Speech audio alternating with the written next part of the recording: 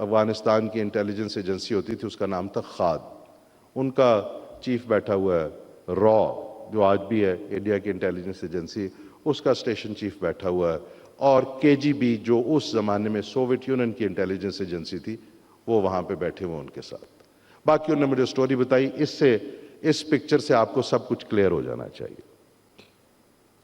So the point I'm to make is that this effort of the Indians is going on for a long time, and it is still going on in various forms and shapes. आपने तो कुलभूषण यादव का यहाँ पे जिक्र किया किताब में। मैं आपको एक और चीज़ बता देता हूँ, क्योंकि अब मैं अपने बहन भाइयों के दरमियान में बैठा हूँ। आई हैव टू से those things so that you carry it in you and you should know it's a fact. एक इंडियन एम्बेसी में आदमी हुआ करता था पाकिस्तान में, smart handsome guy, Deepak Kaul उसका नाम था। 2006-7 की बात है। He was, I think, their commercial attache और व्हाटएवर। तो वो यहाँ से तशरीफ लेके जा रहे थे गवर्नमेंट ऑफ पाकिस्तान की इजाज़त के साथ दिल्ली बाय रोड। रास्ते में उन्होंने एक मीटिंग तय की हुई थी बलोच मिलिटेंट्स के रिप्रेजेंटेटिव्स के साथ, और वो $4 लाख देते हुए रंगे हाथों पकड़े गए थे। चूंकि वो डिप्लोमेट थे, he had to be return.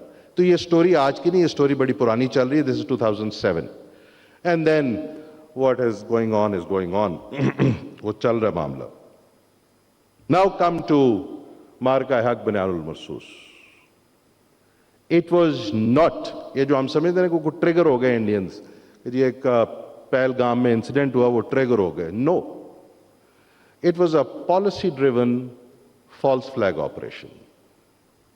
It was an Indian policy by which they wanted to go by it. उनका एक एजेंडा था कि हम पाकिस्तान को आइसोलेट करेंगे। पिछले 8-10 साल में एजेंडा उनका चल रहा था कि हर लिहाज, डिप्लोमेटिकली, इकोनॉमिकली, वाइल प्रॉक्सीज के साथ इसको कमजोर करेंगे, एंड टेररिज्म का एक इल्जाम पाकिस्तान पे हम लगाते रहेंगे। So they had to keep that narrative going. उनकी इंटरनल पॉलिटिक्स और उनकी एक्सटर्नल पॉलिटिक्स में ये बिल्कुल फिट होता था to conduct such a false flag operation. So, in my opinion, in my assessment, it is a policy-driven incident which the Indians did. वो पहले भी ये काम करते रहे। छत्तीसगढ़ से शुरू कर लें, अगर आपने रिसेंट मेमोरी में जाना है, 2000 का ये वाकया है। 35 सिखों को उन्होंने सदर्न कश्मीर में मारा था, बाद में पकड़े गए। समझौता एक्सप्रेस, मिनिस्टर डिफेंस बैठे हैं, मेरे से बेहतर जानते हैं, कर्नल पुरोहित एक्सेप्ट करता है और आज भी वो इंडिया में खुला फिर रहा है, and so on so fourth.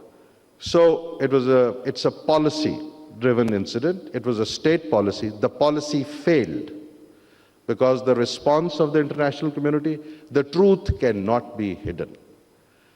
सच्चाई में और झूठ में फर्क इतना है, क्योंकि आजकल we live in the post-truth world, social media, ये है वो है. Truth will always stand its ground. This was the difference between India and Pakistan in 2025. The lies and the truth, failure of policy and success of policy.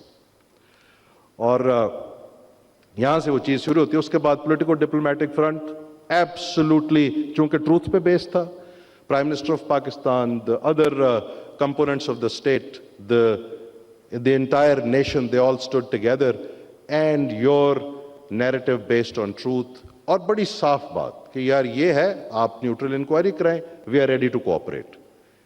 They ran out. They didn't want it because उनकी policy में fit नहीं हो रहा था. It was a failing policy. So Pakistan ने उनको diplomatic political front पे defeat किया. Military, they went ahead, and military, it was a disaster.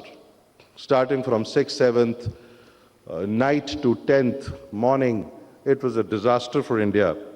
I think, मुझे ये कहने में कोई आर नहीं है, यहाँ तो उनकी मिलिट्री के ऊपर उनकी पॉलिटिकल लीडरशिप ने वो वजन डाल दिया था जो वो उठा नहीं सकते थे, या they have become delusional. So militarily they were defeated fair and square. Information campaign, वो इतना stupid propaganda था कि उससे ना सिर्फ जो वो कह रहे थे, उन्होंने अपना स्टेचर भी डाउन कर लिया। पाकिस्तान बड़ा कैलकुलेटेड, साफ बात, ministry of Information, Defense Ministry, ISPR. Clear baat, our media absolutely responsible. जो ठीक बात है वो, no hubris, no nonsense, and Pakistan stood tall. Congratulations to the entire Pakistani nation. आखिरी बात, it is not over yet. We have to be prepared. We cannot take chances. We cannot lower our guards. Pakistan हमेशा जिंदाबाद.